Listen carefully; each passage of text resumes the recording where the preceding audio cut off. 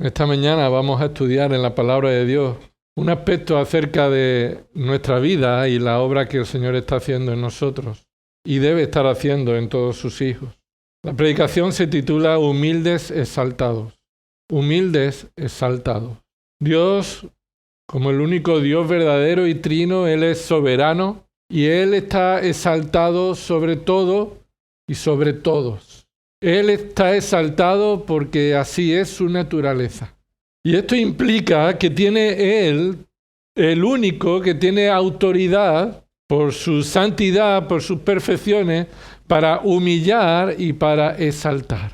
Dios no puede ser humillado y Dios no puede ser exaltado más de lo que ya es. Se requiere de nosotros que reconozcamos su exaltación, pero no somos nosotros los que lo exaltamos al lugar que le corresponde a Él. Pero Él sí es soberano para humillar y para exaltar a su creación, a sus criaturas. Hubo una mujer en la historia que se llamaba Ana y fue humillada en su vida familiar. Recuerda que ella quería tener un hijo, ¿verdad? Y la otra mujer que tenía a su marido se burlaba de ella. Y entonces ella oró al Señor y el Señor le dio un hijo. Ella cantó un cántico. Primero de Samuel, capítulo 2, encontramos ese cántico. En ese cántico de gratitud y de adoración, Ana, cuando el Señor le concedió este hijo por gracia, y así exaltándola en medio de esa humillación que estaba sufriendo, Ana entendió que esa es una prerrogativa que solo Dios tiene, una acción que solo Dios puede hacer, exaltar a los humildes y humillar al que se exalta a sí mismo. Y en el versículo 7 de 1 Samuel 2, cantó Ana este verso: el Señor empobrece y enriquece. El Señor humilla y también exalta. Ella lo entendió. El Señor era quien controló ese tiempo de humillación. Pero ella también entendió que fue el Señor quien la exaltó. En el Salmo 75, versículo 6, de nuevo un cántico nos habla acerca de cómo Dios es el único que tiene esta autoridad. Salmo 75, versículo 6, dice el cántico, exaltando a Dios, porque ni del oriente, ni del occidente, ni del desierto viene el enaltecimiento. Es decir, nadie puede enaltecerse o colocarse en una posición de altura o de posición superior a los demás. Nadie puede hacerlo. No viene de la cultura del oriente, de la cultura del occidente. No viene de ningún reino, no viene de ninguna nación. Versículo 7, sino que Dios es el juez. Y Dios a uno humilla y a otro ensalza. La exaltación y la humillación no es resultado entonces de la sabiduría o del poder del hombre, sino que Dios obra de manera providencial, por medio de los sucesos providenciales de la historia de nuestra vida, para exaltar y para humillar en el ejercicio de su soberanía como el juez de la tierra. Él exalta, Él humilla, justamente como juez de la tierra. Esto lo enseñó nuestro Señor Jesucristo en su ministerio. En muchas formas repetidas, el Señor expuso esta realidad, que los que se enaltecen serán humillados, que los que se humillan serán enaltecidos o exaltados. Por ejemplo, en Mateo capítulo 23, versículo 8, los que son como los fariseos están buscando en ese pasaje un lugar de gloria y de preeminencia entre los hombres. Y estos fariseos se caracterizan porque les gusta que se les llame maestro, se les llame padre, se les llame profesor. Y el Señor les dice, no llaméis a nadie maestro. Porque a ellos les gusta, porque los exalta, porque desean ser exaltados con ese trato entre los hombres. Lucas capítulo 14, versículo 11, también encontramos que Cristo fue invitado a comer a una casa y Él se paró a ver la situación. Imagínate como si cuando comemos después de un culto los domingos y empezamos a preparar las mesas.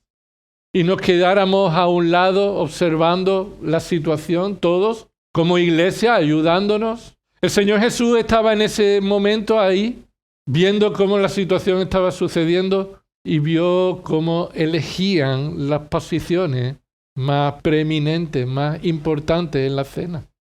Todos estaban buscando, eligiendo sentarse en el lugar de mayor gloria. Y Él les enseñó sobre el resultado de lo contrario. Sobre el resultado de lo contrario. En el caso de buscar ser exaltado y el resultado del que se humilla a sí mismo. Dice el versículo 11, Lucas 14, 11, porque todo el que se ensalce, ni menos ni más, ninguno se escapará. Todo el que se ensalce a sí mismo, todo el que esté esforzándose a buscar un lugar de preeminencia que cree que le corresponde, todo el que se ensalce será humillado. Ensalzarse es querer ocupar un lugar mayor del que a mí me corresponde. Humillarse no es irse más abajo de lo que a mí me corresponde. Escucha, hermano, todo el que se ensalce queriendo un lugar de preeminencia será humillado, es decir, colocado al lugar que le corresponde. Todo el que se humilla, dice el Señor Jesucristo, y el que se humille será ensalzado. Esto es, todo aquel que acepta y reconoce su lugar humilde, el lugar que le corresponde, entonces el Señor lo exaltará a un lugar mayor por medio de la obra de Cristo. Así que Dios en su providencia dirige los eventos de nuestra vida para que nuestra cabeza que desea exaltarse sea humillada. El Señor permite para cumplir sus propósitos que los eventos de nuestra vida reconozcamos nuestra condición humilde, para que Cristo sea exaltado en el lugar que solo a Él le corresponde. Llegará un día en que Cristo establecerá su reino en esta tierra, un reino justo, perfecto. Y esto implicará que solo Él será exaltado y que todos los demás que quieran ocupar el lugar que solo a Cristo le corresponda serán humillados, aquellos que confiaban en sus propias manos, en sus propios ídolos. Así lo dijo Isaías de parte de Dios en el capítulo 2. Será humillado el orgullo del hombre. Eso es lo que es humillado en el hombre, su orgullo. Hermano, yo soy el primero que es más orgulloso de lo que cree. Y todos debemos, delante del Señor, reconocer que hay más orgullo en nuestra vida de la que nosotros queremos reconocer. Precisamente el orgullo es lo que nos impide reconocerlo. Será humillado el orgullo del hombre y abatida la altivez de los hombres. El Señor solo será exaltado en aquel día. Isaías 2, versículos 17 y 18. Será humillado el orgullo del hombre y abatida la altivez de los hombres. El Señor solo será exaltado en aquel día. ¿Qué día es ese? El día en el que Cristo venga a establecer su reino en esta tierra. Y los ídolos desaparecerán por completo. Increíble. ¿Qué cambio habrá en la tierra, hermano? En el que no habrá ídolos en la tierra. Solo el Señor será exaltado. Y para ver esto en comparación, no en mi vida o en tu vida, para no publicar nuestro orgullo, sino para ser expuestos a nuestra necesidad de ser humillados, quisiera que tomáramos el ejemplo de esta realidad de la vida de un hombre del Antiguo Testamento. Génesis capítulo 39. Aquí empieza parte de la historia de un hombre que fue humillado y exaltado. Veamos por un momento el ejemplo de humildad y de la exaltación que Dios trae a la vida de José. Nos vamos a centrar en 3 momentos, 3 pasajes de la vida de José que nos muestran 3 enseñanzas con respecto a la humillación y la gloria de Dios. La humillación y la gloria de Dios. La humillación es el acto de ser puestos en vergüenza, usualmente en una manera pública. Los creyentes entonces pueden esperar sufrir humillación a causa de su fe y debemos también reconocer que no hay nadie que fue tan humillado como nuestro Señor Jesucristo. el que fue humillado a un lugar que no le correspondía porque Él lo quiso en obediencia al Padre para ocupar el lugar de aquellos que habían de creer en Él. Nuestro Señor Jesucristo fue humillado a través de su sufrimiento, su abandono, su rechazo, su ejecución, su degradación, su burla, en manera en la que nunca hemos sido nosotros humillados. Él fue humillado y Él fue exaltado al lugar que nadie le corresponde. Génesis capítulo 39, versículos del 1 al 6, encontramos la primera escena que nos enseña la humillación y la presencia de Dios. La humillación y la presencia de Dios. Génesis 39, versículo del 1 al 6 dice: cuando José fue llevado a Egipto, y ahí esa palabra llevado a Egipto es bajado a Egipto, es decir, fue cuando bajó geográficamente a Egipto, cuando él fue vendido como esclavo. Potifar, un oficial egipcio de Faraón, capitán de la guardia, lo compró a los ismaelitas que lo habían llevado allá. Y el Señor estaba con José, que llegó a ser un hombre próspero y estaba en la casa de su amo, el egipcio. Y vio su amo que el Señor estaba con él y que el Señor hacía prosperar en su mano todo lo que él hacía. Así encontró José gracia ante sus ojos y llegó a ser su siervo personal y lo hizo mayordomo sobre su casa y entregó en su mano todo lo que poseía. Y sucedió que desde el tiempo que lo hizo mayordomo sobre su casa y sobre todo lo que poseía, el Señor bendijo la casa del egipcio por causa de José. Y la bendición del Señor estaba sobre todo lo que poseía en la casa y en el campo. Así que todo lo que poseía lo dejó en manos de José. Y con él allí no se preocupaba de nada, excepto del pan que comía. Y era José de gallarda figura y de hermoso parecer. Mirad, hermano, no fue casualidad que José terminara en casa de este hombre. José fue humillado por sus hermanos, vendido como un esclavo a los ismaelitas que llegaron a Egipto, y estos ismaelitas que se encargaban de vender y comprar esclavos, pues llegan a Potifar y a él le ofrecen varios esclavos y Potifar compra a José. Y no fue casualidad que terminara en la casa del capitán de la guardia. ¿Por qué?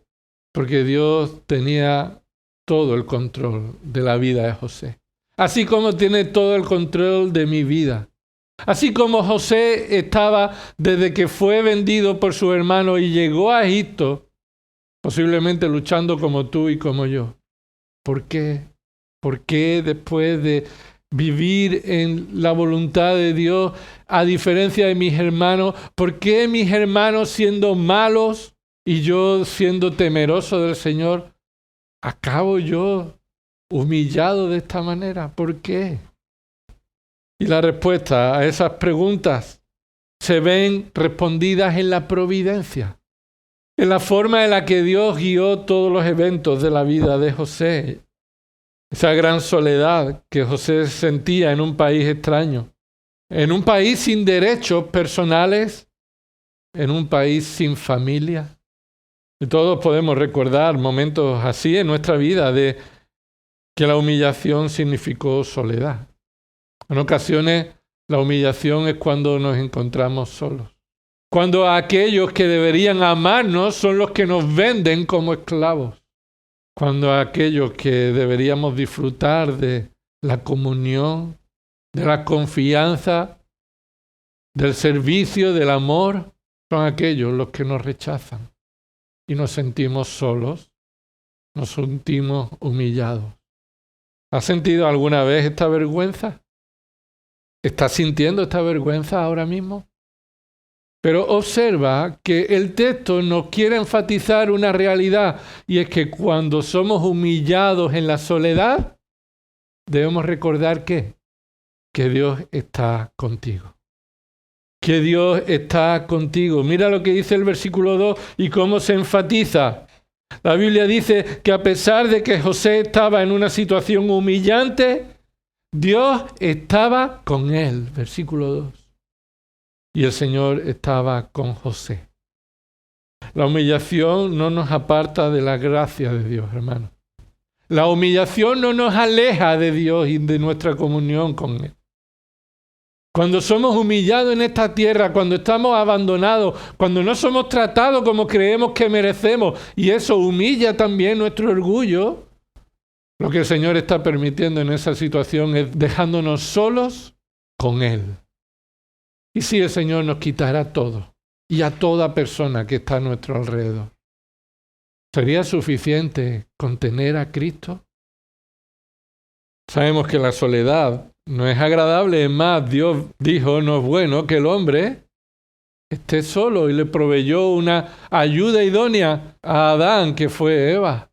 Y Dios nos ha salvado y nos coloca en Cristo y en la comunión de los santos, pero no nos coloca en esa situación de relación para abandonar nuestra dependencia de Dios, para hacer de nuestras relaciones el fundamento de nuestro gozo, de nuestro bienestar.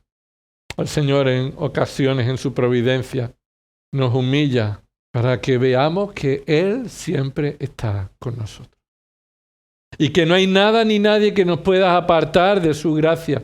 Versículo 4, así encontró José gracia ante los ojos de su amo. ¿Por qué? Porque Dios estaba con él. Porque el Señor estaba con José y todo lo que José hacía era resultado de la presencia de Dios con José. Versículo 3.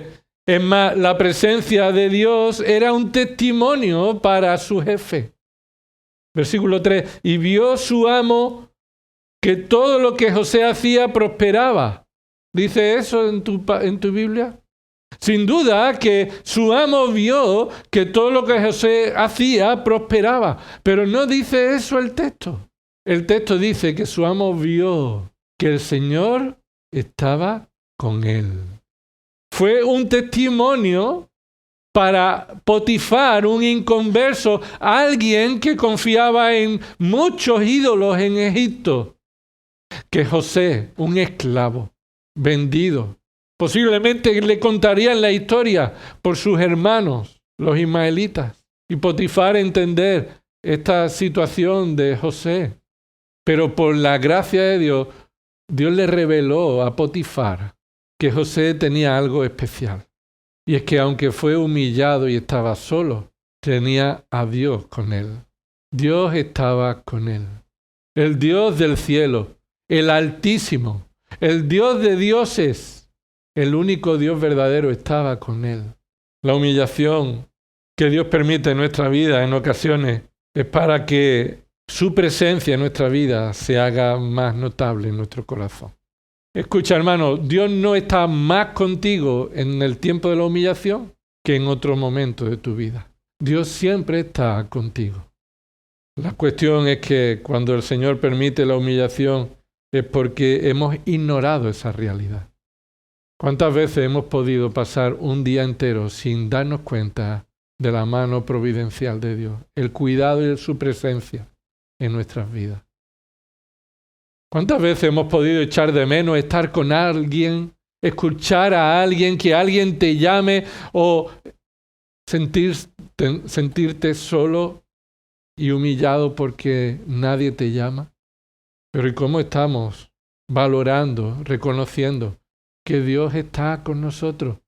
El Dios del cielo y de la tierra, que su presencia no cambia, sino que su presencia es lo que hace especial nuestra vida. La humillación no es el resultado de que Dios nos haya abandonado. Escucha, la humillación no es el resultado de que Dios nos haya abandonado.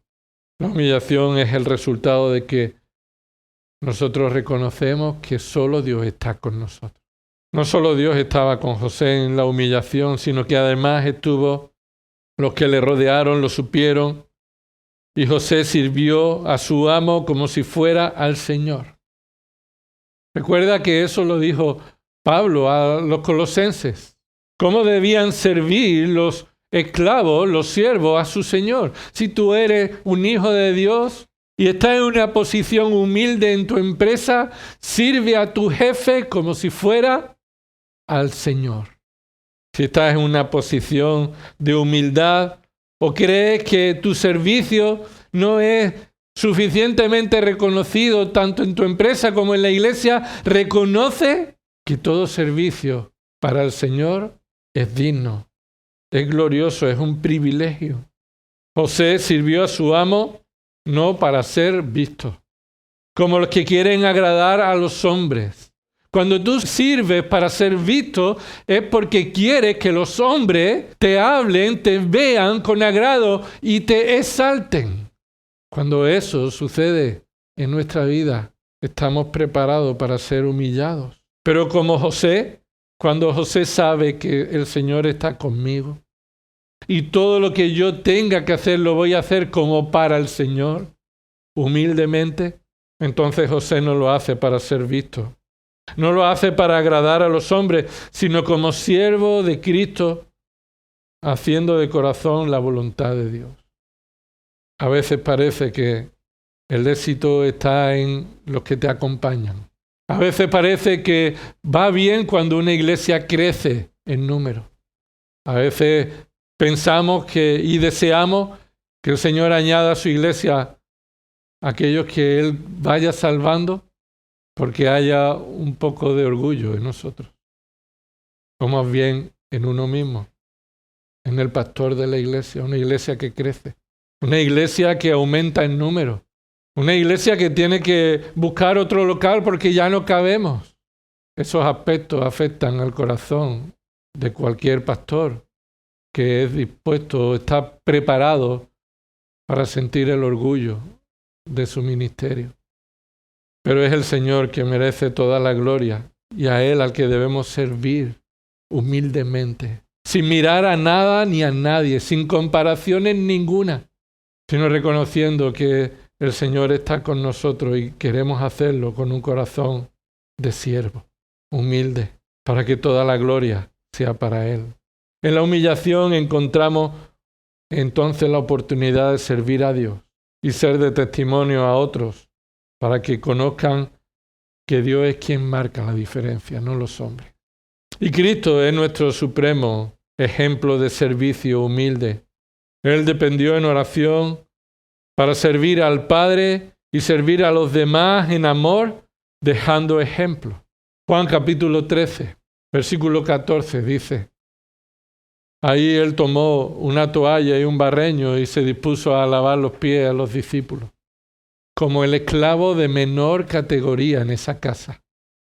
Si hubiera, porque no lo hubo, pero si hubiera un esclavo de menor categoría, ese sería el encargado de limpiar los pies sucios, de la sandalia, del polvo, de la calle, de las personas que son invitadas a la cena. Fue el Señor quien lo hizo. Versículo 14, pues si yo, el Señor y el Maestro, os lavo los pies, vosotros también debéis lavaros los pies unos a otros. Porque os he dado ejemplo para que como yo os he hecho, vosotros también hagáis. En verdad os digo, un siervo no es mayor que su Señor. Ni un enviado es mayor que el que le envió. Si sabéis esto, seréis felices si lo practicáis. El Señor Jesús está mostrándonos que Él es un ejemplo para que nosotros sigamos su pisada de un servicio humilde donde se encuentra la verdadera felicidad, el verdadero gozo. Seremos felices si nos servimos unos a otros como el Señor lo hizo. Seremos felices si nos sentimos cómodos siendo el más pequeño entre nosotros. Tendremos el gozo verdadero si en realidad reconocemos que esa es la posición que nos corresponde a nosotros. Lavarle los pies a los hermanos. Considerar a los demás como superiores a nosotros mismos.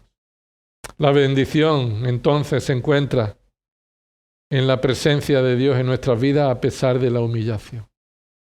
Si para ser consciente de la presencia de Dios en mi vida y depender de Él, debo ser humillado, entonces aquí estoy, Señor.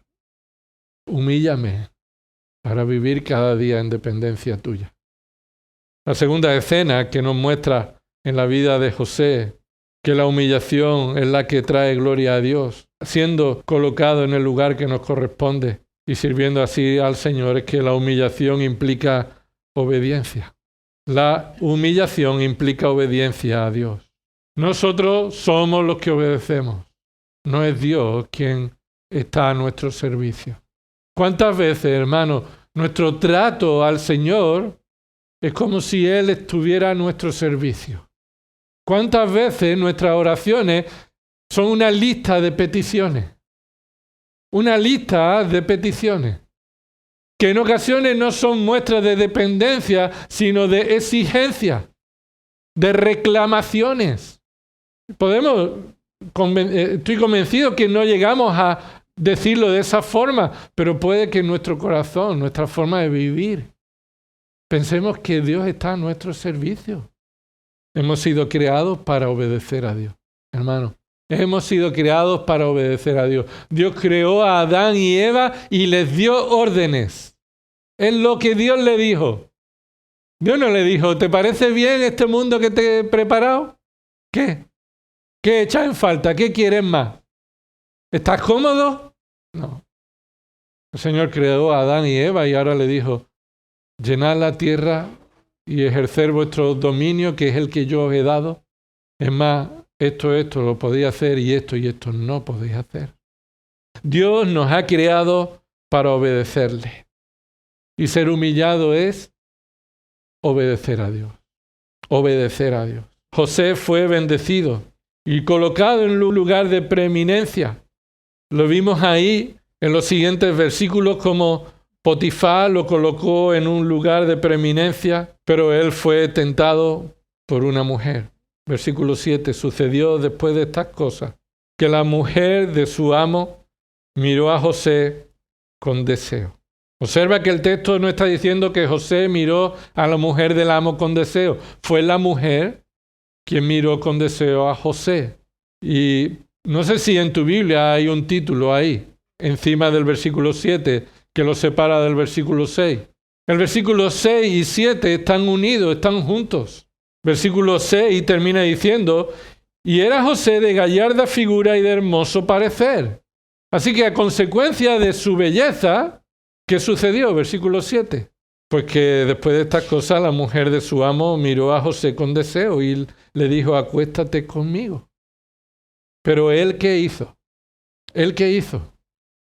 Él obedeció a Dios en medio de la tentación. Él respondió. Versículo 8, él rehusó y dijo a la mujer de su amo, estando yo aquí, mi amo no se preocupa de nada en la casa y ha puesto en mi mano todo lo que posee.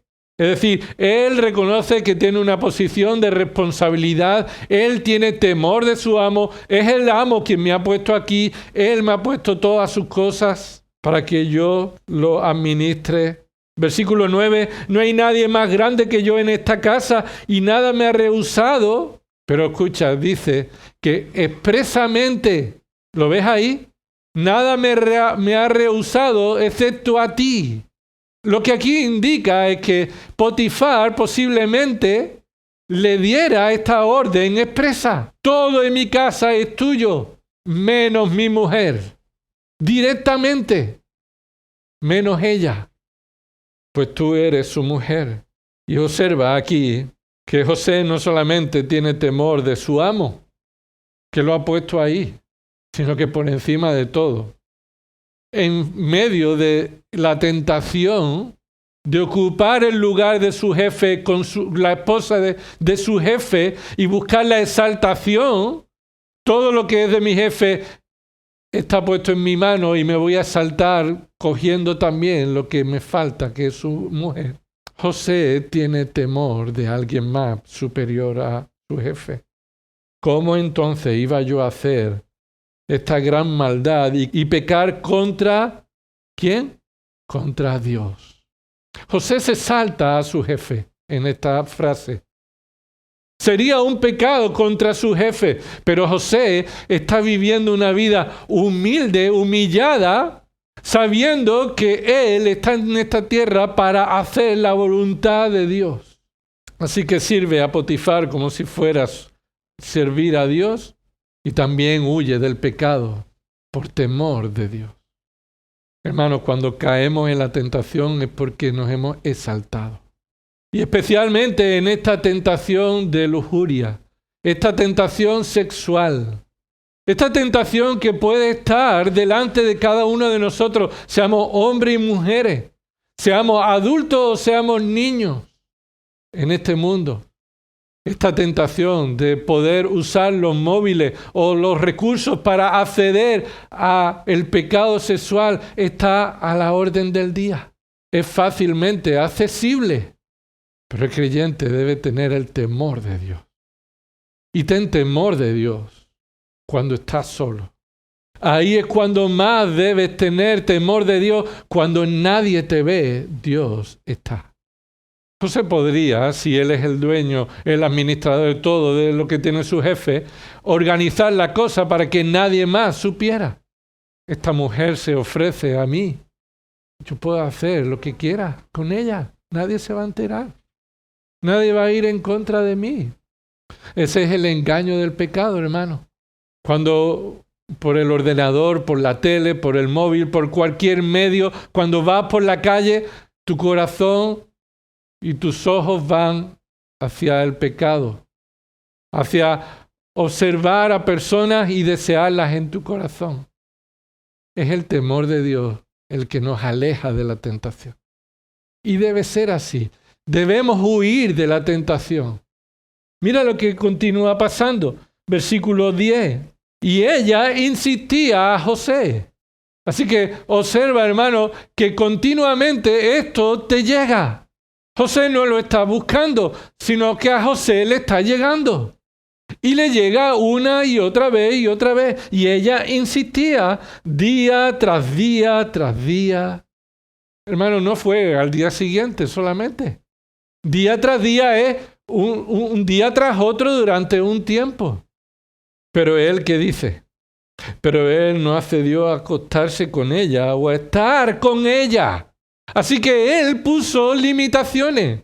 No solamente él dijo, no me voy a acostar contigo, sino que voy a evitar estar contigo en cualquier sitio de esta casa. Voy a poner distancia con la tentación. Si esto me hace caer, soy tajante. Si esto me está buscando, si aquí es donde el pecado está presente y puedo caer en la tentación, me voy a alejar. Así debemos hacer nosotros, hermanos. Y esto nos humilla, porque el pecado está queriendo levantarnos a una posición de que nos merecemos eso. ¿Por qué Dios nos va a limitar en esto que yo deseo? Yo deseo eso y ¿por qué no lo voy a satisfacer? El pecado nos engaña de tal manera que deseamos lo que creemos que merecemos. Pero aquí continúa este ejemplo de obediencia. Versículo 11. Pero sucedió un día que él entró en casa para hacer su trabajo. Así que se enfatiza de nuevo que este hombre está aquí obsesionado con glorificar a Dios haciendo su voluntad. Dios me ha colocado en esta casa. Él está conmigo. Me ha prosperado. Veo su mano. Yo no estoy viviendo para el trabajo. José aquí no es un ejemplo de alguien que vive para el trabajo. José aquí es un ejemplo de alguien que está haciendo la voluntad de Dios en la posición en la que Dios le ha colocado.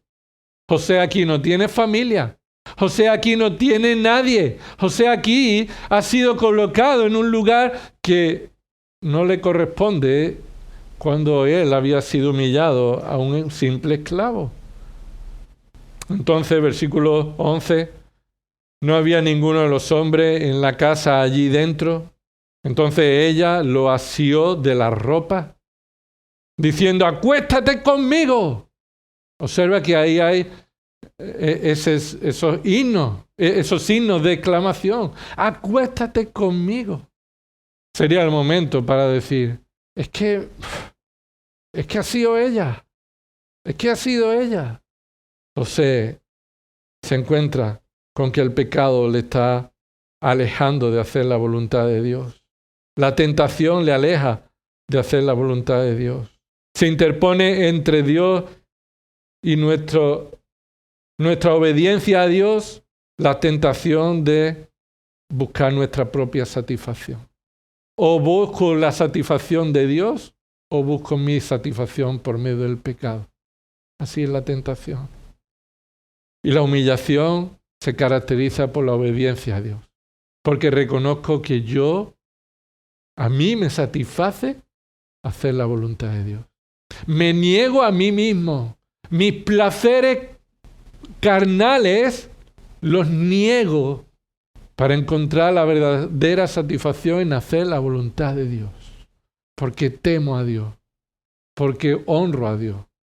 Porque alabo a Dios. Entonces le asió y le dijo, acuéstate conmigo. Mas él le dejó su ropa en la mano y salió huyendo afuera. Vivir en humildad, en obediencia a Dios, es salir corriendo. Hay momentos, hermanos, que tienes que salir corriendo. Literalmente, pero también figuradamente. Cuando está esa tentación ahí. Que te has arrepentido de tus pecados por haber pecado con eso que está ahí. Y que le has pedido al Señor que te limpie de esa maldad. Pero todavía está ahí. Tienes que correr. Tienes que correr de eso que te va a hacer pecar. Hermano, tienes que humillarte reconociendo que no puedes controlarlo. Que el mandato es sal corriendo, huid de la tentación. Esa forma en la que el Señor nos llama a obedecer humildemente es cuando reconocemos que debemos obedecer al Señor antes que nuestro placer pecaminoso. Él salió corriendo. Y cuando ella vio que él había dejado su ropa en sus manos, versículo 13, y había huido fuera, llamó a los hombres de su casa y les dijo, mirad, nos ha traído un hebreo. ¿De quién está hablando? De su marido, no de José. Ella, ¿de quién está hablando? Mirad, nos ha traído un hebreo. Está hablando de su marido. Así que hay intereses o problemas entre este hombre y esta mujer que le llega a afectar a José.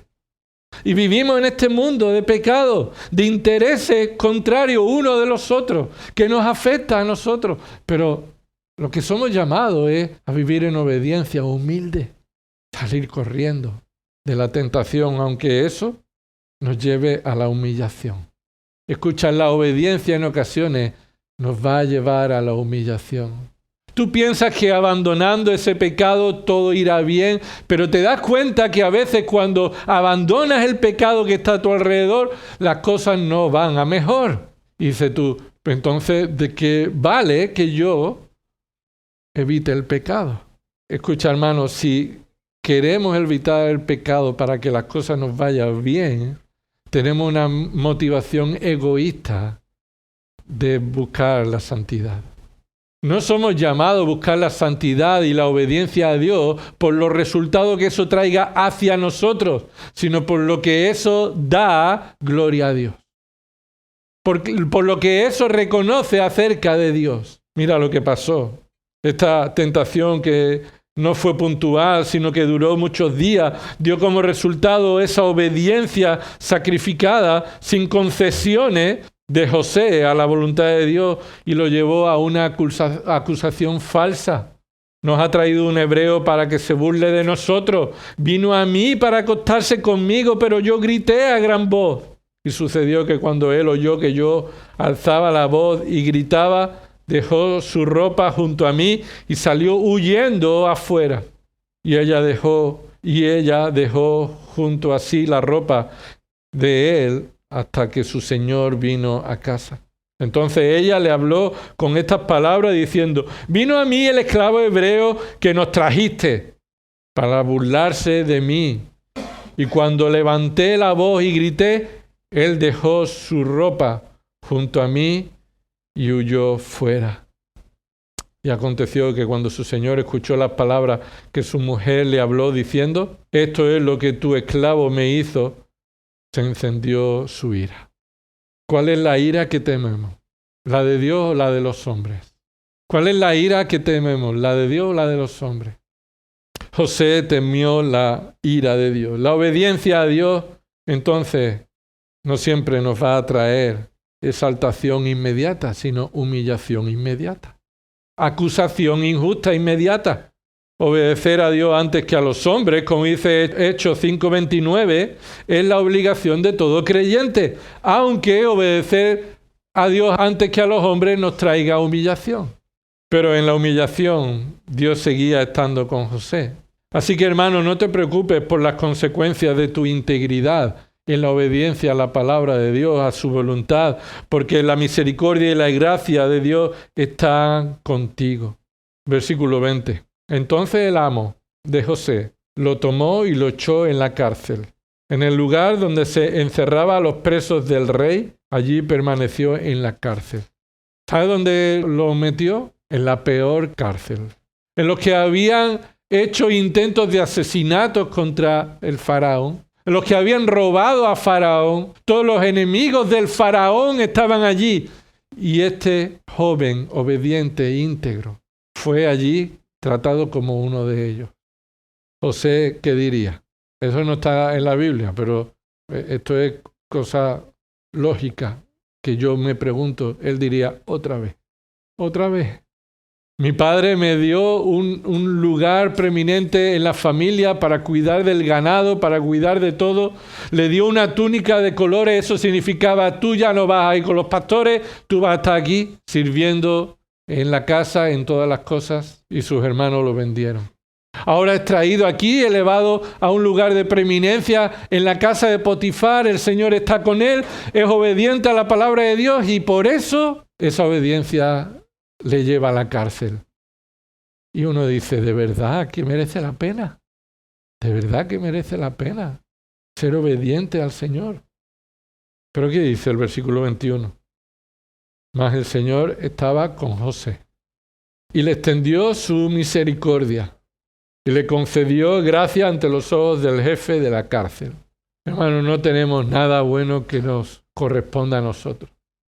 Toda bondad, toda habilidad, todo lo bueno que pueda haber en nosotros es por la gracia y la misericordia de Dios. Que nos consideren como dignos de imitar en algo es simplemente porque Dios está obrando en nuestra vida. Por eso nuestra cabeza debe seguir humillada en obediencia a Dios. El versículo 21 hay que ponerlo en colorines, ¿verdad? En tu Biblia. Porque es tremendo, hermano. Ese pero o ese más, el Señor estaba con José. Debemos obedecer a Dios antes que a los hombres, aunque eso implique sufrimiento, porque en la obediencia el Señor está con nosotros y Él extiende su misericordia y su gracia para con nosotros. Bienaventurado el hombre que su pecado es perdonado. Aquel que se aparta del camino de los pecadores. Cristo fue obediente hasta la muerte. La muerte más humillante, pero el Señor estaba con él. Mira lo que dice el versículo 22. Y el jefe de la cárcel confió en manos de José a todos los presos que estaban en la cárcel. Así que José era el primero o el preeminente por encima de los presos. Él sería el preso que estaba al cuidado de todos los presos. Hasta ahí llegó la misericordia y la gracia que Dios le había dado. Y todo lo que allí se hacía, él era responsable. Versículo 23, míralo. El jefe de la cárcel no supervisaba nada que estuviera bajo la responsabilidad de José. ¿Por qué? Lo que marcaba la diferencia no era José, no era su sufrimiento, no era su personalidad, no era su integridad, era la obra de Dios en José. Era la presencia de Dios en José. Si tú obedeces a Dios, no sientas orgullo por eso.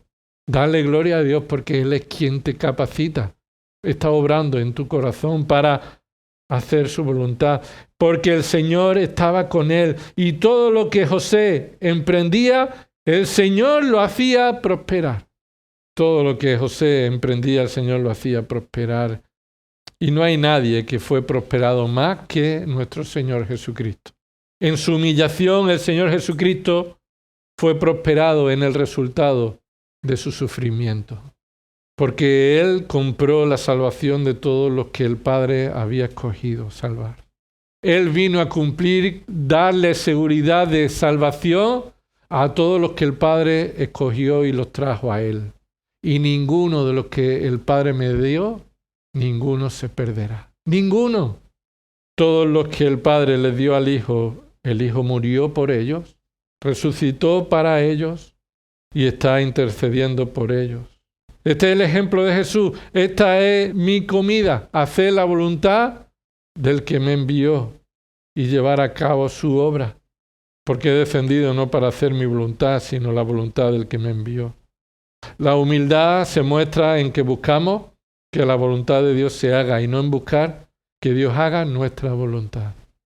Hemos visto la humillación y la presencia de Dios, la humillación que implica la obediencia. Veamos en tercer lugar, terminemos con el resultado de la humillación. El resultado de la humillación, la gloria de Dios. El resultado de la humillación fue la gloria de Dios. Durante su humillación injusta en la cárcel, José continúa obedeciendo y sirviendo a Dios. En esta ocasión, José va a interpretar los sueños de dos rebeldes apresados. Esto llevó que interpretara 2 años después el sueño de Faraón. Escucha, hermano, 2 años después. Él interpreta el sueño del copero y del panadero, ¿recuerda? Y les dice que cuando salgan se van a acordar y van a hacer que él salga de la cárcel. Y pasa 1 día, 2 días, 1 semana, 2 semanas, 1 mes. Oye, ¿de lo mío qué? ¿Y de lo mío qué? Y se olvidaron de José. Pero Dios estaba con José en ese tiempo. Mira lo que dice ahí en el capítulo 40, versículo 20. Y sucedió que al tercer día, que era el día del cumpleaños de Faraón, hizo un banquete para todos sus siervos y levantó la cabeza del jefe de los coperos y la cabeza del jefe de los panaderos en medio de sus siervos. Y restauró al jefe de los coperos a su cargo de copero, y puso la copa en manos de Faraón. Restauró al copero como el sueño que José interpretó decía. Versículo 22, pero ahorcó al jefe de los panaderos tal como le había interpretado José. Versículo 23, mas el jefe de los coperos no se acordó de José, sino que se olvidó de él. ¿Cuánto tiempo se olvidó? Versículo 1 del capítulo 41, aconteció que al cabo de 2 años, olvidado, José olvidado de todos, humillados, pero 2 años después, Faraón tuvo un sueño y aquí soñó que estaba de pie junto al Nilo. Y después, estando turbado por ese sueño, versículo 9, entonces el jefe de los coperos habló a Faraón diciendo, quisiera hablar hoy de mis faltas. Cuando Faraón se enojó con su siervo y me puso bajo custodia en la casa del capitán de la guardia a mi jefe y al jefe de los panaderos, él y yo tuvimos un sueño una misma noche, cada uno de nosotros soñó según la interpretación de su propio sueño. Y estaba allí con nosotros un joven hebreo, un siervo del capitán de la guardia. Y se los contamos y él nos interpretó los sueños y cada uno interpretó su sueño. Y aconteció que tal como nos lo había interpretado, así sucedió. A mí me restableció Faraón en mi puesto, pero el otro lo ahorcó. Entonces Faraón mandó llamar a José y lo sacaron a prisa del calabozo. Y después de afeitarse y cambiarse sus vestidos, vino a Faraón. Así estaría, ¿verdad, José? Como un preso, con las barbas y con la ropa sucia. Lo trajeron con buena ropa delante de Faraón.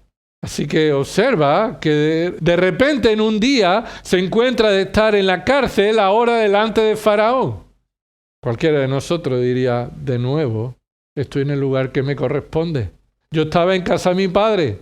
Estaba en casa de Potifar, ahora en casa de Faraón. Esto va mejor, porque he sufrido, he sido íntegro y el Señor me va a enaltecer porque me lo merezco.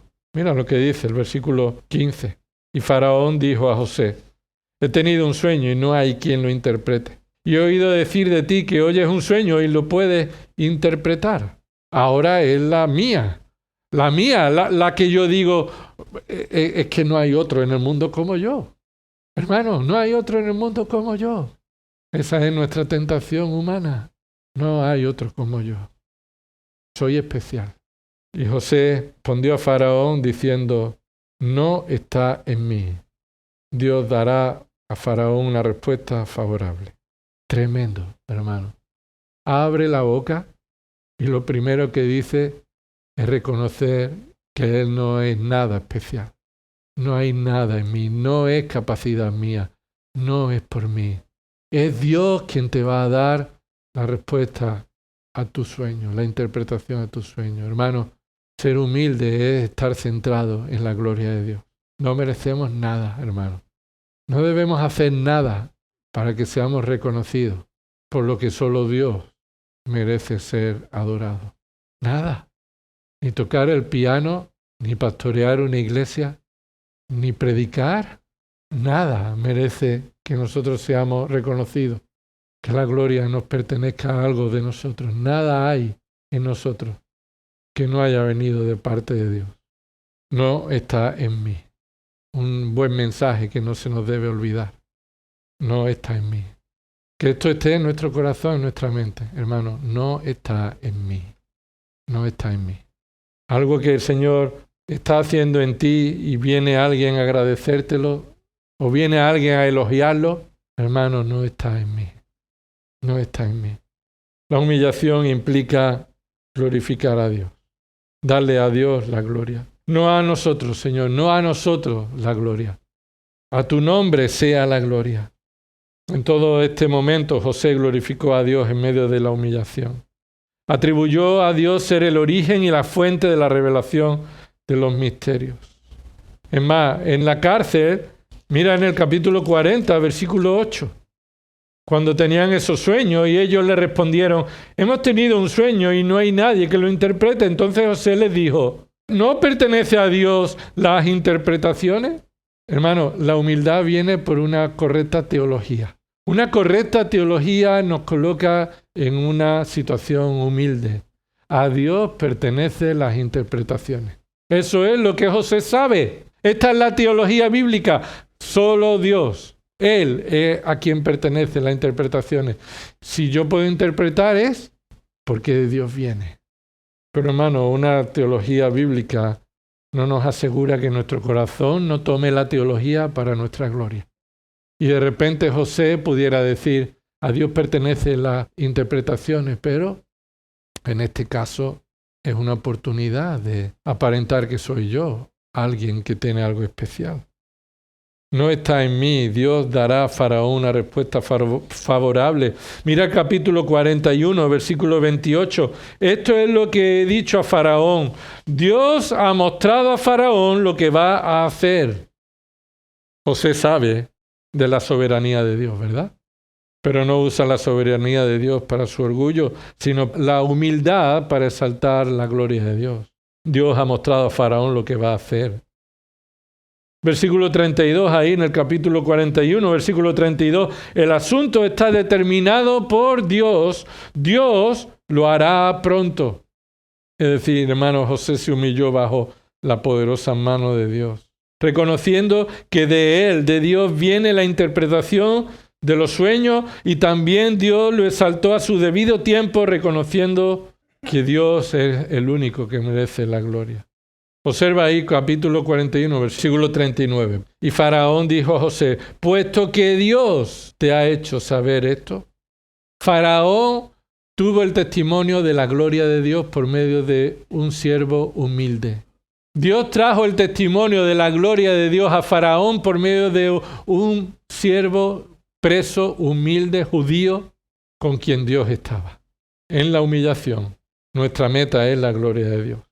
En la humillación, nuestra meta es la gloria de Dios. Cuando somos fortalecidos y sostenidos por su Espíritu, somos para alabanza de su gloria. Y este es el verdadero y más alto propósito de nuestra humillación, que Dios reciba la gloria que solo a Él le pertenece. Y Cristo es el perfecto y supremo en su humillación por cumplir de manera perfecta la glorificación del nombre del Padre en medio de los hombres. Juan 17:4, yo te glorifiqué en la tierra habiendo terminado la obra que me diste que hiciera. Juan 17:7, ahora han conocido que todo lo que me has dado viene de ti, porque yo les he dado las palabras que me diste y las recibieron y entendieron que en verdad salí de ti y creyeron que tú me enviaste. Cristo estaba centrado en la gloria ¿de quién? Del Padre. Aún Él, siendo merecedor de la misma gloria, Cristo estaba centrado en la gloria del Padre. Y eso fue el resultado de la humillación de Cristo. Cristo, estando en la condición de hombre, se humilló a sí mismo a un lugar mucho inferior del que le corresponde, para en esa posición de humillación, ¿hacer qué? Hermano, ¿hacer qué? Glorificar al Padre. Si estás en tiempo de angustia, de humillación, entonces, hermano, es el tiempo adecuado para dar gloria a Dios, para glorificar a Dios en esa situación. No quieras que cambie la situación de humillación en tu vida, sin desear glorificar a Dios en cualquier momento. Tu vida debe diferenciarse porque Dios está contigo. En segundo lugar, porque tu propósito es obedecer a Dios. En tercer lugar, porque tu propósito es dar gloria a Dios. Ahí debe marcarse la diferencia de tu vida. Y la diferencia de una iglesia. Una iglesia humilde no es la que tiene un local humilde. Una iglesia humilde no es la que tiene un presupuesto humilde. Eso no es el concepto de la humildad bíblica. Una iglesia humilde es la que reconoce que somos siervos inútiles en las manos de Dios y que sirviendo al Señor con obediencia buscamos solo su gloria, no ser los mejores. Hermano, somos Iglesia Bíblica Sevilla, pero no somos la única iglesia bíblica de Sevilla. No lo somos. Ni de Sevilla, ni de España, ni de este mundo. No somos nada que pueda traer gloria a nosotros. Somos pecadores débiles, que debemos estar luchando con nuestro pecado día a día para no dejar que nuestro orgullo se crezca. Reconocer que la presencia de Dios en nuestra vida marca la diferencia y que Él nos está capacitando, nos ha liberado ya de la esclavitud del pecado para poder decir no al pecado y huir del pecado, correr del pecado y decir sí a la obediencia, a la justicia, para que podamos marcar la diferencia. Y esa diferencia sea un testimonio para la gloria de Dios y no para nuestra exaltación. Así que en nuestra humillación la presencia de Dios se manifiesta, la obediencia de Dios se practica y la gloria a Dios es el resultado. Señor, te damos gracias por este ejemplo, esta enseñanza que tú nos das, Señor, tan necesaria para un servidor y para cada uno de nosotros como iglesia tuya. Humíllanos, Señor, a nuestra condición de siervos delante de ti, Padre. Perdona nuestro pecado, nuestro orgullo. Perdona los pecados que estamos permitiendo en nuestra vida, que los justificamos de manera necia, Señor, rebelde. Produce en nosotros el temor de ti, Padre. El temor de ti, Señor, que nos lleva a obedecerte aun cuando estamos solos, aun cuando estamos en la intimidad. Ayúdanos, Señor, a alejarnos del pecado y la tentación y a venir corriendo a tus pies, Señor, arrepentido de nuestros pecados, para servirte en obediencia para tu gloria. Todo esto oramos, Señor, en el nombre de Cristo, en quien tenemos salvación, perdón, reconciliación y santificación. En su nombre, en el ejemplo perfecto de Dios humillado y exaltado hasta lo sumo, que ha recibido un nombre que es sobre todo nombre.